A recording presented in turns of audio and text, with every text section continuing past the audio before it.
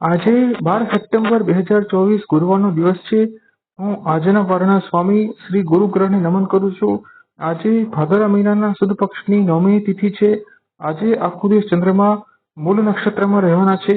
આજે આખો દિવસ આયુષ્યમાન યોગ છે અને બાલવ અને કૌલવ કરણ છે।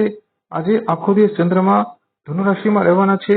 આજે શ્રી હરિ જયંતિ છે, અદુખ નવમી છે અને આખો દિવસ આજે રવિયોગ છે। આજે અભિજીત મુહૂર્તનો સમય સવારના 11:30 થી બપોરના 12:30 સુધીનો છે। કોઈ પણ નવું અને શુભ કાર્ય જે પ્રત્યેક કાર્યથી ચિરકાળ સુધી લાભ લેવો હોય તે પ્રત્યેક કાર્યને આ અભિજીત મુહૂર્તમાં કરવું જોઈએ।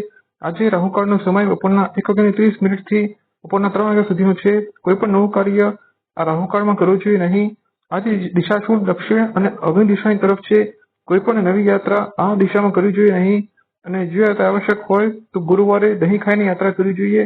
આજે ગુરુવાર છે અને ગુરુવાર એક શુભ ગ્રહ ગુરુ શાસન કરવામાં આવે છે અને આજે આખો દિવસ ચંદ્રમા મૂળ નક્ષત્રમાં રહેવાના છે। આ નક્ષત્રનો સમીગ્રહ કેતુ હોય છે જે રાહુ ગ્રહ પછીનો સૌથી વધુ ક્રૂર ગ્રહ હોય છે। તેથી આજનો આખો દિવસ બધી રાશિઓએ સાવધાનીપૂર્વક પસાર કરવો જોઈએ।